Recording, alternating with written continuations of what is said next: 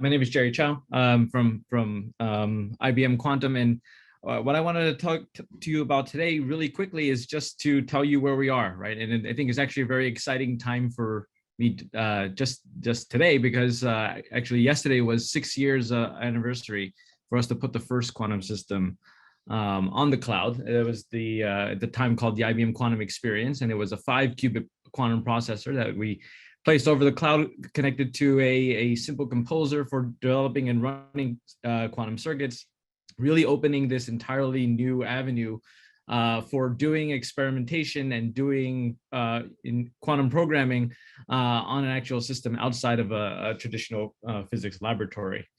And now since then, right, there's just been tremendous uptake of quantum. And from our perspective in IBM, we've done a tremendous amount to accelerate this pace of adoption. In those 6 years, we've now today have over 20 plus operational systems accessible over the cloud today, touching over 400,000 users, with a business network in our IBM Quantum network of over 180 institutions and members.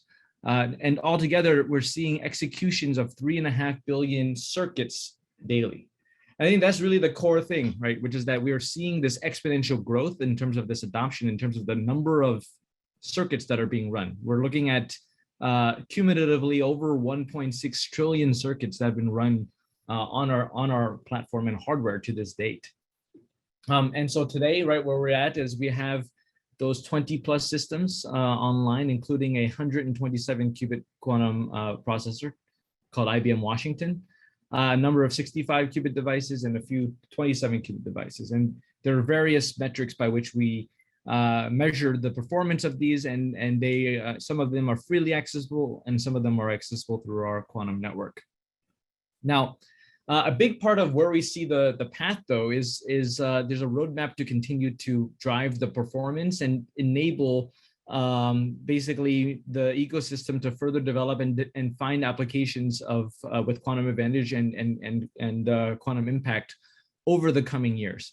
And so last year, we actually in 2021, we actually released this very detailed development roadmap with a foundation of quantum systems and hardware that show a scaling roadmap and a scaling path by which we're continuing to push on the number of qubits, but also other parts of the stack as well, in order to show how we want this ecosystem develop, where there's going to be the need for different types of developers.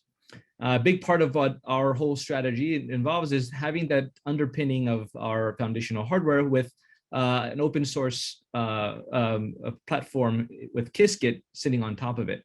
And Qiskit, for that matter, touches a number of different types of developers, from those that might need closer to the qubit control with kernel developers, to those that want to develop algorithms, and to those that might just want to be developing new applications in terms of in the areas of interest, such as in optimization, finance, machine learning, or chemistry. And so a big part of this roadmap is to continue to hit the various targets, right? Year after year, we wanted to continue to push the envelope along this roadmap. At the end of last year, we demonstrated our scaling path towards 127 qubits.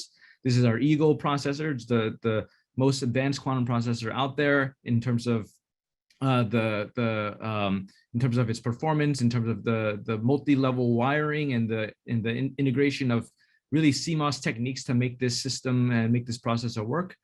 And then along with that, we've had new generations of control electronics for scalability and affordability in order to really meet those end goals of deploying these systems reliably. Complementary to that is a drive to push performance of the systems in terms of quality. This is through with our superconducting qubits driving coherence. We've seen a 3x increase in those in some of our 27 qubit devices. Reducing gate errors, increasing gate fidelity.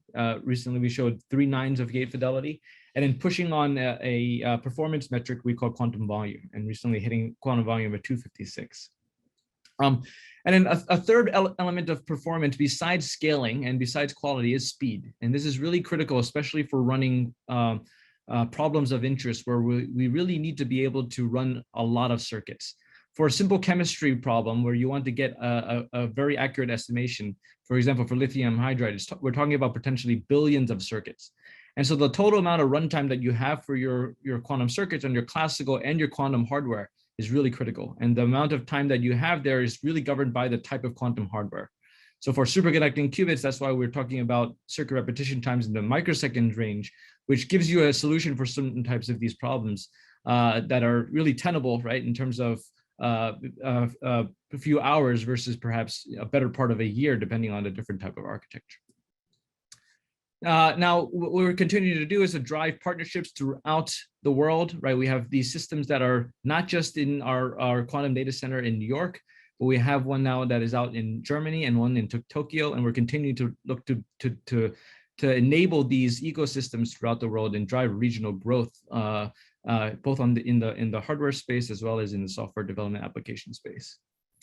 And then just touch on also that we have a number of those 180 members in the business ecosystem that are actively researching using the systems to explore novel areas of application that will make use of quantum advantage as it comes around and as our performance of our systems improve.